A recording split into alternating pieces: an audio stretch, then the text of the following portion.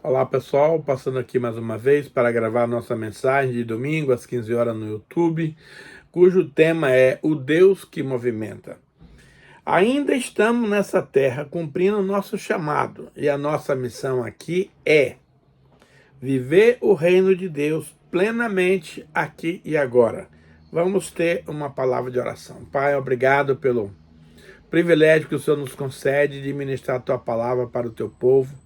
Mas eu quero declarar, Senhor, a minha dependência completa do Espírito Santo, para que Ele me unja, me capacite e que eu possa comunicar uma palavra de tal forma que os nossos ouvintes possam entender e praticar. Também, Senhor, conceda aos nossos ouvintes que recebam esse espírito de revelação, espírito de sabedoria, no pleno entendimento da Tua palavra, para que aquilo que vamos ministrar aqui traduza em vida e vida em abundância. A Ti, Pai, nesse momento, toda honra, toda glória e todo louvor, em nome do Senhor Jesus. Amém. Amados, o nosso propósito nesta terra, preste bem atenção, é viver o reino de Deus plenamente aqui e agora. Então, se nós não estamos desfrutando deste privilégio, alguma coisa está errada e nós precisamos imediatamente acertar e corrigir. Veja, implantar o reino de Deus no coração das pessoas e consolidá-las nesse reino. Esta é a nossa missão. Não basta apenas pregar pura e simplesmente, mas é importante pregar com unção, pregar com objetividade, pregar com sabedoria, para que a gente possa, amados, implantar o reino de Deus no coração das pessoas. Não adianta implantar o reino de Deus na mente das pessoas. A mente vai e passa, o coração não. Lá as coisas ficam guardadas, ficam protegidas. Então, a nossa missão nesse planeta é, acima de tudo, consolidar as pessoas nesse reino através do exemplo da nossa vida, porque as pessoas que estão chegando agora no reino de Deus não têm noção, não têm conhecimento, não tem percepção de como esse reino funciona. Então eu e você somos o exemplo, o modelo para o qual as pessoas vão querer seguir a Cristo. Veja, nós precisamos fazer com que os nossos discípulos, amado, reproduzam Cristo na mesma qualidade e excelência que nós temos. Agora aqui há um problema, porque se eu e você não temos excelência de qualidade na nossa vida cristã, fica difícil, porque o que é que nós poderemos aplicar e ensinar para os nossos amados discípulos? Veja, em Hebreus 11, 39 e 40 tem uma palavra extremamente importante e a gente quer compartilhar um pouco dessa palavra agora para os nossos amados ouvintes. A palavra diz assim, ora, o versículo 11 de Hebreus trata-se dos heróis da fé. Então, desde o capítulo 1 até o final, eles estão mencionando homens e mulheres de excelência que viveram nessa terra em constância com o reino de Deus, em obediência à palavra, seguindo os princípios, concluindo a missão de cada um, mas é importante aquilo que o Espírito Santo nos ensina aqui. Ele diz assim, ora, todos estes, os citados no Hebreus 11, que é uma galeria imensa de homens e mulheres de excelência, todos esses obtiveram bom testemunho por sua fé. Não obtiveram, contudo, a concretização da promessa. Puxa vida, mas eles não cumpriram a parte dele? Cumpriram. Não executaram a tarefa dele? Executaram. E por que eles não cumpriram a promessa? Aí é que vem o mistério e o segredo, e eu quero compartilhar isso com você agora.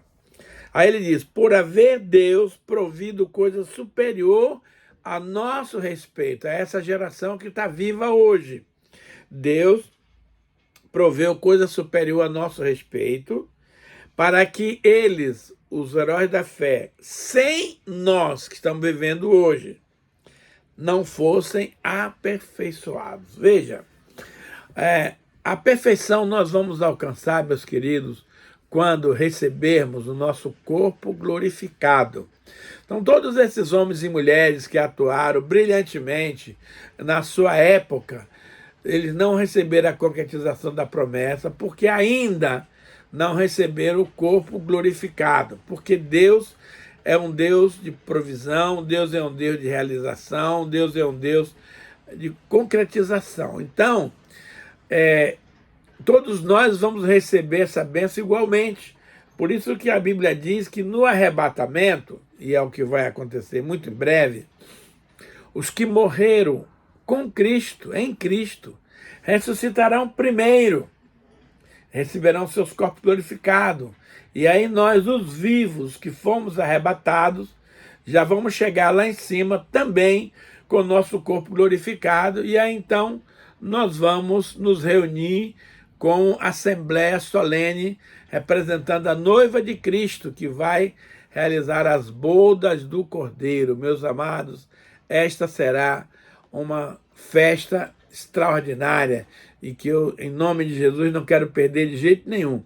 E eu recomendo a você também que se esforce, que cumpra a sua parte, que faça aquilo que lhe é devido, para que você também esteja presente nesse glorioso momento lá nos ares, quando Jesus vai reunir a sua noiva, que será composta de pessoas que morreram e ressuscitaram com ele, e de nós que ficamos vivos e que ao subir fomos transformados com o corpo glorificado.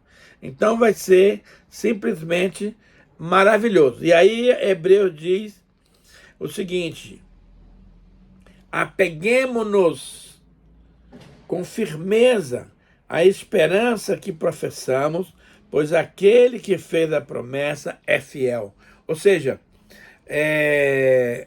nós temos que entender que isso aqui é Hebreus 10, 23, que aquele que fez a promessa é Cristo, ele é fiel. Então ele vai cumprir a promessa que ele fez, que é de nos reunir lá na pátria celestial para essa grande festa, para essa grande maravilha das bodas do Cordeiro. Segunda coisa, veja que Deus está fazendo coisas novas. Você não percebe, amado, as coisas do Senhor nós temos que perceber pela fé e com olhos espirituais. Primeiro Deus mostra aos profetas o que vai acontecer e depois ele realiza na prática o acontecimento daquilo que foi profetizado. Então nós precisamos treinar a nossa vista para ver no mundo espiritual. Nós sabemos que quando Agar estava caminhando pelo deserto, ela estava com seu filho Ismael e acabou a água e ela ficou muito triste porque ela sabia que ela e o filho iam morrer de sede. Aí de repente o menino chorou e Deus ouviu o choro do menino e resolveu intervir na situação. Mandou um anjo e chegou para Agar e disse: Agar, levanta. E Agar levantou e disse: olha ali, uma fonte de água. Vai lá com o menino, enche o cântaro e dá de beber para aquela criança, aquele rapaz. Ora, Deus não brotou, olhe bem, uma fonte no deserto. A fonte já estava lá. O que ele fez foi levar a Agar a ver, abrir os olhos espirituais de Agar para que ela visse a fonte e resolvesse o problema de sede dela e do filho. Então, nós precisamos, amado, nos dias de hoje que estamos vivendo, de pedir que Deus abra, eu peço todo dia isso, os meus olhos espirituais, para que eu veja as maravilhas da lei do Senhor. O Geazi, o secretário de Eliseu, também teve uma crise, porque ele estava na cidade de Samaria, e de repente ele viu que a cidade inteira estava rodeada de cavaleiros da Pérsia, do reino que foi para prender o profeta Eliseu. E ele, apavorado, chamou o profeta, e agora o que é que a gente faz? E o profeta orou e disse, Deus, por favor, abra os olhos do moço para que ele veja. E quando Deus abriu os olhos de Geazi, ele pôde ver que em volta do Eliseu e dele estavam cavaleiros e cavalos de fogo para guardar e proteger o profeta de Deus. Então, quando Deus fala ali em Isaías que ele está fazendo uma coisa nova e você não está percebendo, isso é uma palavra profética. Nós precisamos enxergar essas coisas novas de Deus pela fé. E é exatamente aquilo que Deus quer fazer. Agora, como treinar os nossos olhos? Precisamos ver aquilo que Deus está fazendo. E Deus não fica parado. Olhe sempre para frente. Provérbios 4, 25 a 27 diz assim, olhe sempre para frente. Mantenha o olhar fixo no que está diante de você. Veja bem por onde anda, e seus passos serão seguros. Não se desvie nem para a direita nem para a esquerda. Afasta os seus pés da maldade. Um dos grandes problemas, amado, que nós temos como cristão é que a gente tem dificuldade de permanecer, de prevalecer, de ser consistente. A gente, por qualquer coisinha, desiste, dá para trás, não vai mais para frente. Isso está muito errado, porque quem fez a promessa, nós acabamos de ler, é fiel. Ele vai cumprir. Nós precisamos perseverar. A perseverança, queridos, é uma necessidade dos filhos de Deus. Eu e você precisamos perseverar naquilo que nós estamos fazendo. Não desista das coisas que Deus te prometeu. Mais cedo ou mais tarde, ela se cumprirá no tempo do Senhor. Então, veja, eu acho muito interessante a palavra de Hebreus 12, 1 e 2, que diz assim, portanto, também nós, uma vez que estamos rodeados por tão grande nuvem de testemunhas. Aqui ele está falando das testemunhas no capítulo 11, que fala-nos dos heróis da fé. Então ele diz que nós temos uma nuvem de testemunho. Livremo-nos, aí vem a orientação. Livremo-nos de tudo que nos atrapalha. Ai, gente, como tem coisa que nos atrapalha. E do pecado que nos envolve. O pecado está sempre batendo na porta, querendo entrar. Corramos com perseverança a corrida que nos está proposta, tendo os olhos fitos em Jesus, autor e consumidor da nossa fé. Ele, pela alegria que lhe fora proposta, suportou a cruz, desprezando a vergonha, e assentou-se à direita do trono de Deus. Oh, amado, a vida cristã não é moleza. Nunca foi fácil para ninguém, nunca vai ser. Porque enquanto você anda na direção do Senhor, tem um inimigo que está o tempo inteiro ali nos atrapalhando, nos trazendo coisa para nos afetar, atrapalhar mesmo. E está sempre nos lembrando dos nossos pecados, nos mostrando as coisas boas da vida que nos leva a pecar, para que a gente possa fazer, mas nós temos que estar com os olhos fitos em Jesus. O apóstolo Pedro foi o único homem que andou pelas águas, porque ele ousou confiar em Deus. Quando, pela madrugada, o Senhor estava chegando no barco onde eles estavam vivendo uma grande tempestade, de longe eles avistaram Jesus andando sobre o mar e automaticamente acharam que era um fantasma e ficaram mais apavorados do que eles já estavam. Mas Pedro, que é o mais ousado do grupo, falou, Senhor, se é tu mesmo, mande que eu vá por sobre as águas. E Jesus falou, vem! E aí? E a coragem agora de você tirar o pé do barco onde estava seguro, apesar da tempestade, e pôr nas águas, né? Pedro foi.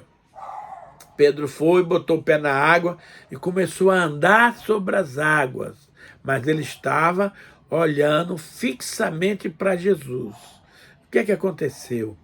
O vento muito forte, o barulho das águas e o frio fez com que Pedro tirasse os olhos de Jesus e olhasse as circunstâncias que ele estava envolto nelas. Pronto, foi o suficiente para ele afundar. Mas a grande bênção é que Jesus estava por perto. Ele falou: Senhor, ajuda-me que eu estou afundando. Aí o Senhor estendeu as mãos, pegou Pedro pelo braço e puxou para cima e perguntou: por que temestes, homem de pouca fé? Então veja bem, o fato é que Pedro, ao invés de continuar andando, olhando fixamente para Jesus como ele estava fazendo, ele resolveu dar uma olhada em volta. Querido, a Bíblia diz que vão cair 1000 à tua direita, 10.000 à tua esquerda, e tu não serás abalado. Então nós temos que cuidar no mundo em que nós vivemos. Nós estamos vivendo uma guerra espiritual, nós estamos vivendo uma batalha muito difícil, e a vitória já nos está assegurada em Cristo. Mas essa vitória tem uma condição, que é você grudar no Senhor, olhar para Ele, confiar nele, seguir as instruções dele e não tirar os olhos dele, senão você vai naufragar, como aconteceu com Pedrão. Mas ainda bem que Jesus estava por perto e trouxe ele de volta para a água. Então esse texto de Hebreu diz, eu sempre dou uma ilustração para os nossos discípulos, que essa corrida de olhar firmemente para Jesus, de Hebreus 12, 1 e 2, ela é semelhante nas Olimpíadas a uma corrida de barreiras, que eles põem lá os cavaletes e os atletas têm que pular um após outro, um após outro, um após outro. E muitos tropeçam nos cavaletes, caem, não prosseguem. Mas aquele que está ligado, que está fixado no Senhor, vai alcançar a vitória final, porque ele vai ficar atento e não vai se desviar, não vai tirar os olhos do alvo. O nosso alvo é Cristo. Para quem corre numa Olimpíada, o alvo é o final da carreira. Para nós, não. Nosso alvo sempre será Cristo Jesus. Então, nós precisamos ter essa perseverança e andar nessa batida do Senhor. Uma coisa interessante também, meus amados, é que nós precisamos, como diz ali Colossenses 3, 1 a 3, o seguinte: portanto, já que vocês ressuscitaram com Cristo, procurem as coisas que são do alto, onde Cristo vive, assentado à direita de Deus Pai. Mantenha o pensamento nas coisas do alto e não das que são da terra. Às vezes a gente fica confuso, porque pessoas que declaram que já ressuscitaram com Cristo, elas estão vivendo uma vida natural, uma vida terrena, voltada para as coisas da terra. Ela só pensa em ganhar dinheiro, só pensa em construir, só pensa em fazer isso, fazer aquilo, ter sucesso. Mas a palavra é clara: se realmente você ressuscitou com Cristo, buscai as coisas lá do alto, onde Cristo vive, sentado à direita de Deus Pai. Então, meus amados, a prova que eu e você somos nascidos de Deus é que nós vamos buscar as coisas do alto, onde Cristo vive. Então, se você se diz nascido de novo, filho de Deus, mas só se preocupa com as coisas terrenas, lamento lhe informar que você ainda não nasceu de novo e precisa desse milagre na sua vida. Então nós temos que procurar as coisas lá do alto, onde Cristo vive, assentado à direita do Senhor.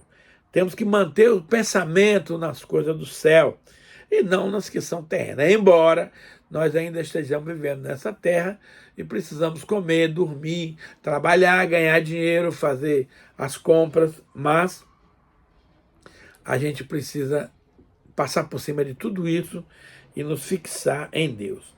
Veja, circunstâncias não influenciam o novo de Deus. Deus não depende das circunstâncias, ele manda olhar para cima. Eu fico observando a experiência que Davi teve quando ele estava lá no En-Gedi, fugindo do rei. Teve um momento, queridos, que a comitiva do rei Saul cercou Davi totalmente, fez um círculo e deixou Davi no meio. Ah, meus amados, naquele momento Davi disse, pronto, agora é o fim da linha, eu não tenho mais o que fazer. Dessa vez, infelizmente, o rei Saul conseguiu me aprisionar. Mas, como Davi fez, eu e você precisamos fazer. Davi elevou os olhos para o céu e declarou, eleva os meus olhos para os montes, de onde me virá o socorro? Era um momento trágico, era um momento muito forte da captura de Davi. De onde me virá o socorro? E aí a Bíblia diz, o meu socorro vem do Senhor, que criou os céus e a terra. Observe o seguinte, naquele momento que Davi fez essa oração, Deus levantou uma pedra de escape para dar livramento para o seu servo Davi. De repente chega um mensageiro correndo a Saul e diz, Saul, corra que os inimigos de Israel invadiram a cidade de Jerusalém e você precisa ir lá para defender a cidade. Ufa! Davi correu com seu, Saul largou Davi lá, correu com seus homens e voltou para Jerusalém para defender a cidade e deixou para pegar Davi numa outra ocasião. Querido, quantas vezes você e eu vivemos essa experiência onde a gente não vê saída para a nossa situação, onde a gente está completamente desesperado e o Espírito Santo te lembra essa oração. Eleva os meus olhos para os montes, para o alto, de onde me virá o socorro. Querido, o teu socorro e o meu socorro vem de Deus, que criou os céus e a terra. Então, assim como Deus agiu com Davi, criando uma pedra de escape para tirar o rei Saul do encalço de Davi, Deus também vai fazer o mesmo com relação a você e a mim.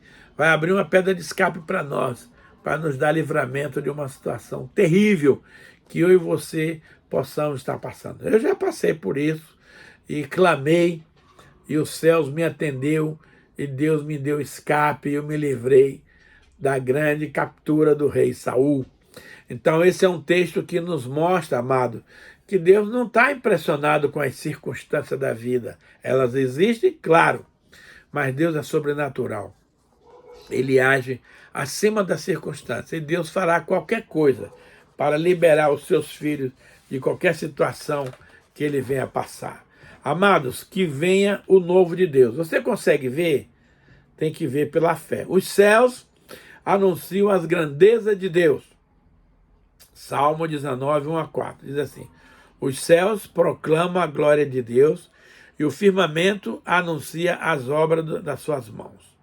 Um dia discursa a outro dia, uma noite revela conhecimento a outra noite.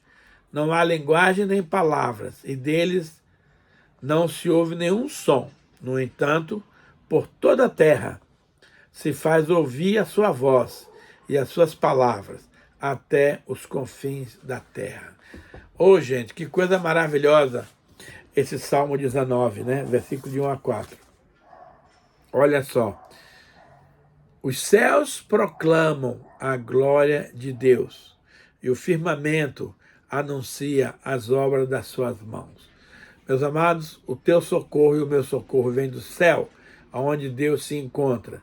E é para lá que eu e você vamos morar com o nosso Pai Celestial, com o nosso noivo Jesus e com os anjos de Deus. É maravilhoso. Agora veja, Deus não depende, mas ele precisa de nós.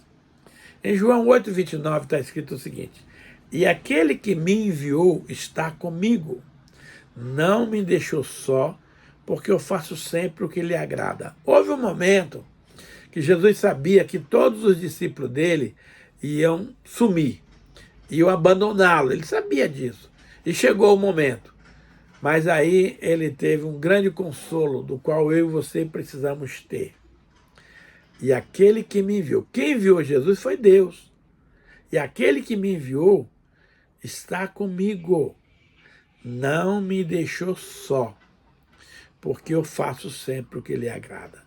E aí eu quero fazer uma pergunta. Será que eu e você estamos fazendo sempre o que agrada ao Senhor? Com certeza que não. Mas há uma esperança. Deus é um Deus perdoador. Deus é um Deus misericordioso. E se eu e você tivermos o intento do nosso coração de sempre agradar ao Senhor, fazendo-lhe a sua vontade, com certeza Deus vai estar sempre conosco, conforme Ele nos prometeu em Mateus 28, 19 e 20. Ide, fazer discípulo de todas as nações, batizando em nome do Pai, do Filho e do Espírito Santo, ensinando-os a guardar todas as coisas que eu vos tenho ordenado. E eis que estou convosco todos os dias, até a consumação dos séculos. Querido, fazer discípulos é um mandamento de Deus. Enquanto eu e você nos ocupamos em fazer discípulo, e o que é fazer discípulo, pastor? É ensinar as coisas que o Senhor nos tem ordenado. E a segurança que enquanto eu e você estivermos fazendo discípulos para Jesus, Ele vai estar conosco todos os dias, até a consumação do século. Que coisa maravilhosa, queridos. Filipenses 4,3 diz, tudo posso naquele que me fortalece. Jesus diz em João 15:33, no mundo tereis aflições, mas tende bom ânimo, eu venci o mundo. Amado, os crentes gostam muito de moleza, gostam muito de sombra e água fresca. O reino de Deus não é assim, não. Porque Deus nos ensina o seguinte, no mundo tereis aflições. Amado, se você não quer ter aflições no mundo, morra. Porque depois que você morre, acabam as aflições. Mas as aflições nos ensinam muitas coisas. Fortalece a nossa fé, nos dá experiências com Deus e nos prepara para outros degraus maiores da batalha e da luta. Olha o que ele diz. Essas coisas vos digo para que tenhais paz em mim. A paz não está nas circunstâncias, não está no dinheiro, não está nos governos, não está nos pastores. A paz está em Jesus. No mundo tereis aflições. Acabou. Jesus falou isso. Não tem como você se livrar das aflições. Mas tem uma boa notícia. Tende bom ânimo, ser corajoso, ser firme, ser forte. Supere todas as coisas, porque eu venci o mundo. Minha pergunta é, você está em Jesus? Sim. Jesus está em você? Sim. Então, mais cedo ou mais tarde, você vai vencer as aflições e vai chegar na vitória pré-estabelecida do Senhor. Então, vale a pena confiar em Deus, seguir a sua orientação. Agora, tem um detalhe. Em João 15,5, ele dá uma revelação muito linda para nós, que às vezes você quer mudar de situação e termina tendo problema. Ele diz assim, eu sou a videira, vós os ramos. Quem permanecer em mim e eu nele, esse dá muito fruto, porque sem mim nada podeis fazer. Amado, Jesus é tudo para nós. Ele é a nossa vida. Ele é o ar que nós respiramos. Ele é a luz que nos ilumina. Ele é tudo. Você com Cristo vence todas as suas batalhas. Mas se você resolver dar uma de maneca fogueteiro e querer vencer suas guerras sozinho, vai se dar mal, porque você não vai conseguir. Quem permanece em mim, Jesus é a videira, o caule.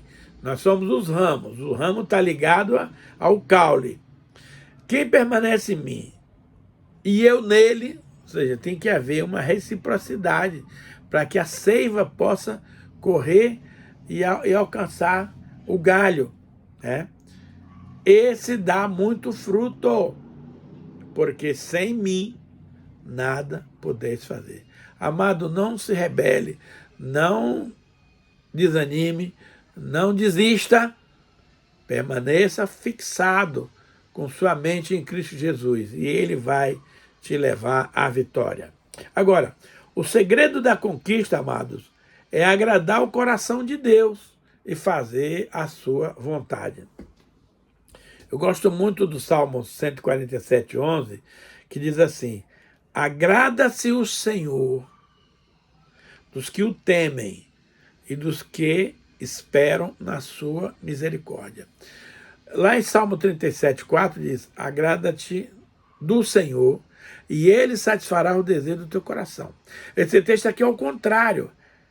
O Senhor se agrada daqueles que o temem e que esperam na sua misericórdia. Eu preciso das duas coisas. Eu preciso me agradar de Deus, Salmo 37:4, mas eu preciso mais ainda que Deus se agrade de mim para que eu possa conquistar as minhas vitórias. É interessante que no Salmo, em Números 14, 7 e 8, ele diz assim: os discípulos estavam numa grande batalha de conquista e um grupo dizia que não ia conseguir, mas dois homens, Josué e Caleb, falaram: não, nós vamos conseguir, porque o Senhor é conosco.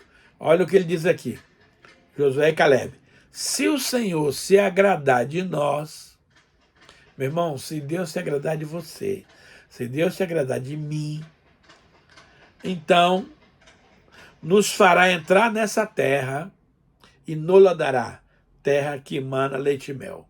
Ou seja, para que eu possa alcançar as minhas conquistas em Deus, eu preciso que Ele se agrade de mim, meus amados. E para Ele se agradar de mim, eu preciso fazer só uma coisa: é fazer a sua vontade. Agora ele dá uma recomendação aqui para os israelitas: tão somente não sejais rebeldes contra o Senhor e não temais o povo dessa terra, porquanto como pão os podemos devorar. Retirou-se deles o seu amparo. O Senhor é conosco, não tem mais. Então, há certas condições para que Deus trabalhe em nosso favor. Primeiro, eu não posso ser rebelde contra a palavra do Senhor, contra os mandamentos do Senhor, contra os servos do Senhor. Eu tenho que ser submisso e obediente. E segundo, eu não preciso temer aquele povo que era um povo truculento, que era um povo guerreiro, que era um povo muito forte.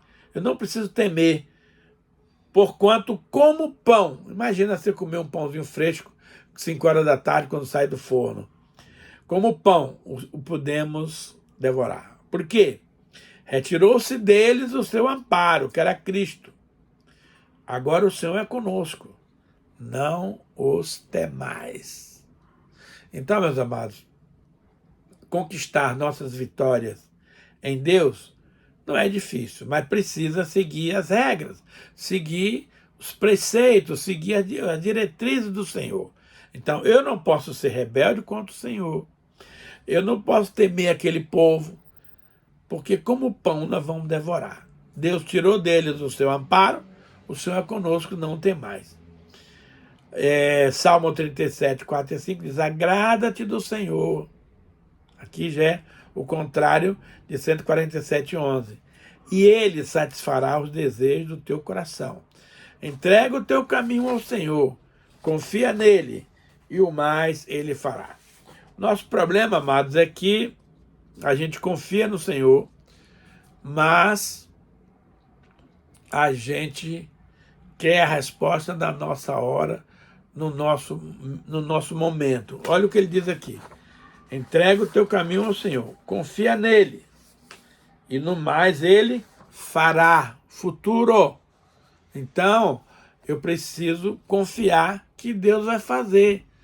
Não posso me apavorar, não posso ficar estressado, mas eu tenho que confiar. Então, entregar o caminho ao Senhor é fácil. Confiar, nem tanto, porque as circunstâncias nos envolve, nos atrapalha, nos mete medo. E aí você não alcança o que ele vai fazer, porque ele só faz se você agir pela fé. Então, se você confiar, esperar nele, com certeza ele vai fazer. Caso contrário, você vai perder a sua bênção, meu querido, porque Deus, sem fé, Hebreus 11:6 diz, sem fé, é impossível agradar a Deus. Por quê? Aqueles que buscam a Deus têm que saber que ele existe e que ele se torna galardoador daqueles que o buscam. Então, se você não conseguir exercer fé, esquece, você não vai conquistar nada diante do Senhor.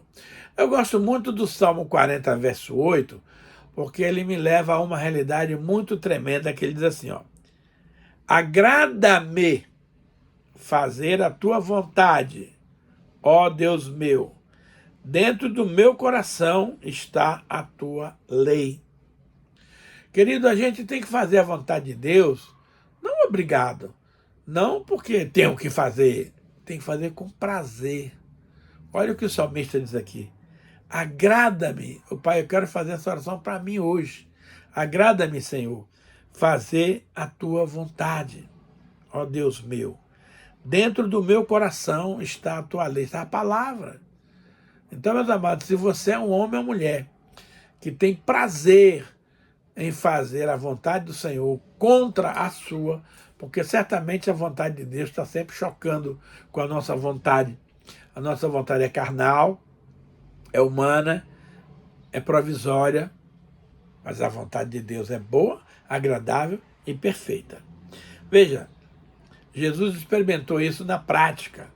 João 6, 38 a 40 diz assim, ó, porque eu desci do céu, não para fazer a minha própria vontade, e sim a vontade daquele que me enviou. Então eu quero te dizer, meu amado, que eu e você também viemos do céu, porque nós temos dentro de nós o Espírito que Deus soprou. Então nós também viemos do céu. Então, assim como Jesus veio não para fazer a vontade dele, também eu e você, meu querido e minha querida, precisamos não fazer a nossa vontade, mas sim a vontade daquele que nos enviou. E a vontade daquele que me enviou é esta, que nenhum eu perca de todos os que ele me deu. Pelo contrário, eu o ressuscitarei no último dia. De fato, a vontade de meu Pai é que todo homem que viu o Filho e nele crê tenha vida eterna, e eu o ressuscitarei no último dia. A Bíblia diz, lá em 1 Timóteo 2, de 3 a 6, isto é bom e agradável diante de Deus, nosso Salvador, o qual deseja que todos os homens sejam salvos e cheguem ao pleno conhecimento da verdade, porque há um só Deus e um só mediador entre Deus e os homens, que é Cristo Jesus, homem.